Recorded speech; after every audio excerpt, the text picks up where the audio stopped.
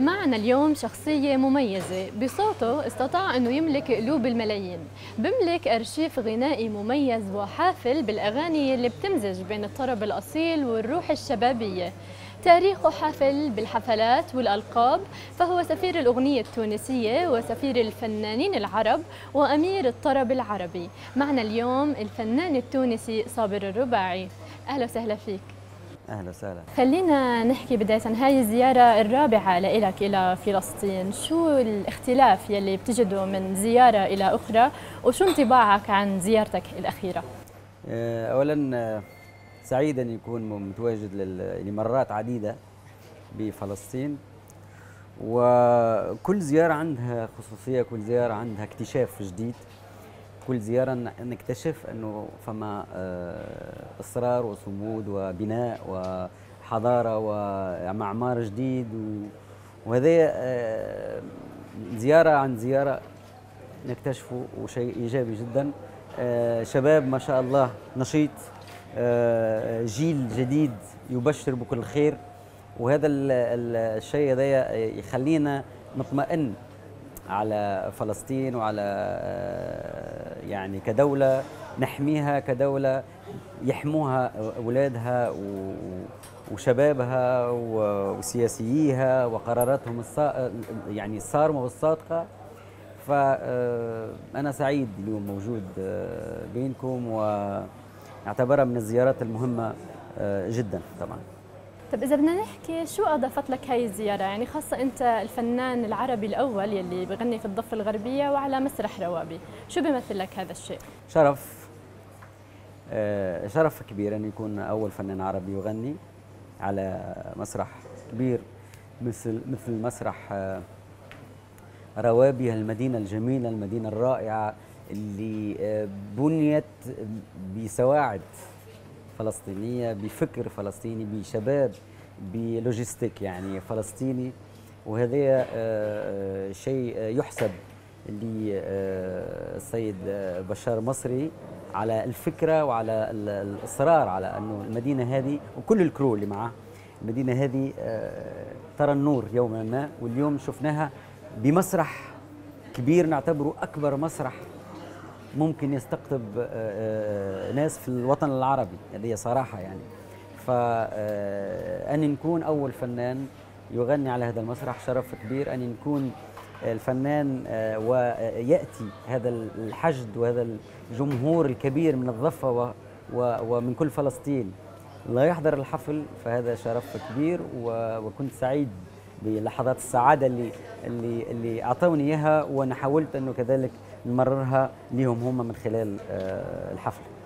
طب على سيرة الحفل والجماهير الكبيرة، فعلا يعني كان جمهور كبير ومعجبين كتار ما شاء الله، حوالي 15,000 شخص جاء وحضر الحفل.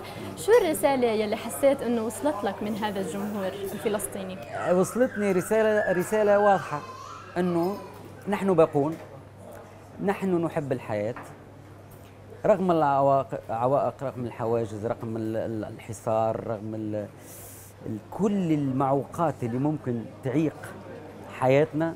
نحن باقون، نحن موجودون، نحن نتنقل من مكان إلى مكان، نحن يعني صامدون لآخر نفس فينا. شباب كله ما شاء الله، وجوه لامعة، يعني عيون فيها أمل، ابتسامة لا معنى ما فيهاش نهاية. فصراحة اللي شفته كما قلت، يعني شفت جيل جديد فيه من الصدق والحب والصمود وحب الحياة اللي خلينا نطمئن على فلسطين. نعم، بس الكثير من الفنانين العرب يمكن بخافوا بهابوا وبرفضوا فكرة إنه المجيء إلى فلسطين وإقامة حفلات فيها، يمكن للمعاناة اللي حضرتك مريت فيها من حواجز إسرائيلية ومعاناة يعني من الوضع السياسي. عادية. لا أنا أظن أنه ما هيش معاناة بقدر ما هي مسالك ممكن نشوفها في أي مطار من المطارات، أو أي حواجز معناها على البر، يعني ما بين حدود، يعني ما بين بلد وبلد آخر، يعني هذا طبيعي جدا. بالعكس احنا لقينا كل التسهيل، كل الظروف كانت معناها مواتيه وسهله جدا.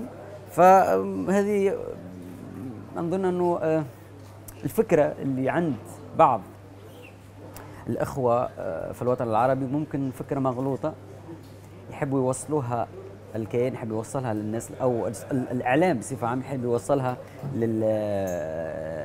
لما بعد الحدود الفلسطينيه، انه الوضع صعب والدخول الى فلسطين من الشيء المستحيل. وبالعكس انا اقول انه دخلنا فلسطين واقمنا الحفل وانبسطنا، وكان الحفل رائع، وكل الناس وكل الامن وكل الحضور ما فهم يعني ما كانش في عوائق بتاتا، حتى الحواجز ما كان في حواجز اللي تعيق المسار الطبيعي لاي انسان او اي حفله يعني. نعم، يمكن هون بيجي دور الفنان، يعني انه ينقل هذه الصوره، انه ليس هناك هالصعوبات الكبيره اللي تعيق حضور الفنانين. صح.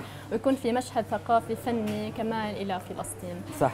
انت في المؤتمر الصحفي في روابي صرحت في انه من الضروري انه نغير الخطاب الفني للاغنيه الفلسطينيه، وانه دعيت الفلسطينيين انه لا تغنوا للدماء. شو كانت بالضبط الفكره يلي بتحب توصلها للشعب الفلسطيني؟ انا نحب من خلال كلمتي انه الخطاب لازم يتغير، هو لانه اليوم الخطاب يعني تعبنا من خطاب الثأر والدم والسلاح والخراطيش هذا عانينا منه من سنين، يعني عقود من الزمن عانى منه الشعب الفلسطيني.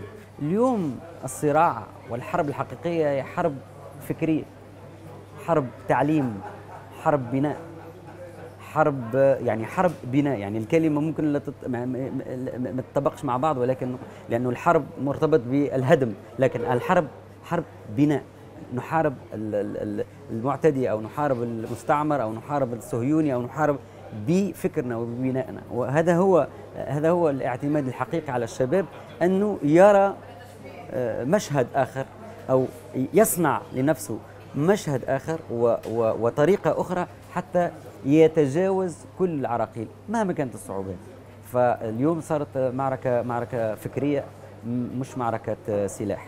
صحيح. طب بناء على ذلك اليوم العالم العربي بمر بأزمات زي ما عم بنشوف هناك دمار، يعني في عواصم الفن سواء في بغداد ولا في دمشق أو بيروت أو القدس، كله هناك دمار وخراب. هل تعتقد أنه الفن ممكن أنه يعيد الصوت لهذه المدن وهذه الدول يلي اتاخذ صوتها؟ وهل صابر الرباعي يحاول في أغانيه أنه يعيد هاي الحياة لهي المدن؟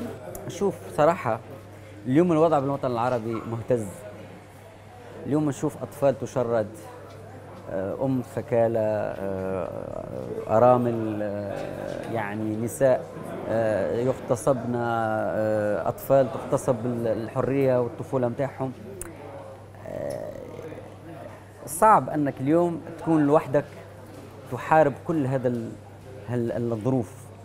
صح أنه الإبداع الفن عنده دوره، كذلك القرار السياسي عنده دوره، لكن لما نغلب مصلحة الوطن ونغلب مصلحة الشعب، هون القرار الصح لازم ناخده. فلازم نغلب المصلحة الوطنية على المصلحة الخاصة والشخصية. أنا صحيح أنه الوطن العربي كما قلت يمر باهتزاز كبير، معناه ما كناش نتوقعه يوم من الأيام. الثورات، تغيير الأنظمة، الدول أو المنظمات الإسلامية تدعي الإسلام، يعني بين قوسين الإرهابية، نقول المنظمات الإرهابية اللي هي دورها في الحياة أن ترهب وتهدم وتتغطى تحت سقف الإسلام والدين والمذهبية والطائفية حتى مش عارف شو وين تحب توصل بالنهاية يعني. لكن نظن أنه لازم وقفة حازمة، لازم قرار سياسي، لازم اتفاق عربي، لازم وحدة عربية حتى ندحر كل ظواهر الإرهاب وظواهر المظاهر الفتنة المتطرفة، الفتنة والتطرف هذا اللي صار موجود. لغاية مش عارف شو الغاية منها، لكن المستفيد الأساسي والرئيسي هم الغرب، وبالذات إسرائيل بالنهاية. فنتمنى أنه نتخطى هذا ونصحى إن شاء الله. طيب في النهاية احكي لنا، لو تحكي لنا عن خططك المستقبلية ومشاريعك. قريبا إن شاء الله بعد الصيف يكون موجود مجموعة من الأغاني المتنوعة إن شاء الله. كبداية السيزون الجديد يكون هناك نقلة أخرى إلى أغاني أخرى خليجية متنوعة، شرقية، لبنانية، مصرية، تونسية، وفيديو كليبس. ويعني لازم نكون دائما مستمرين في النشاط. هو ما شاء الله عليك، يعني انت من الفنانين النشيطين جدا بين اغاني وبين حفلات. الله يعطينا الصحه، دائما نكون يعني نشيطين ان شاء الله. ان شاء الله. إن شاء الله. سمعت انه رح تصدر اغنيه تهديها لفلسطين، صحيح هالشيء؟ ان شاء الله. انا دائما نشوف فلسطين موجوده دائما، قضيتنا واحده بالنهايه، اغنيتنا لازم تكون متجهه الى كل فلسطين، وحتى ندعم بصوتنا بفننا بإبداعنا القضية الفلسطينية بالنهاية. فأكيد أنا مش أول مرة نغني لفلسطين، غنيت عن محمد الدر الله يرحمه، غنيت على القدس، غنيت على فلسطين بصفة عامة. إن شاء الله الأغنية الجاية تكون فيها توجه وفيها فكر آخر وكتابة أخرى إلى البناء وإلى يعني التوحيد بيننا وبين الشعب الفلسطيني إن شاء الله وكأمة عربية كلها. إن شاء الله. الفنان التونسي صابر الرباعي، شكرا لمقابلتك وشكرا لوجودك معنا اليوم. شكرا. وأهلا وسهلا فيك بفلسطين، ونتمنى أنه تكون قضيت وقت جميل بين أهلك وأحبابك. جو ممتع وجميل، ويعني أيام كانت من الخيال صراحة. الحمد لله أنه كل الظروف كانت مواتية وجميلة جدا، وإن شاء الله تتكرر الزيارات إن شاء الله. إن شاء الله بنشوفك على خير. شكرا لك. شكرا. ومن أرض تونس لأرض فلسطين جينا لياليكم بالحب ننورها، حامل سلام وسلام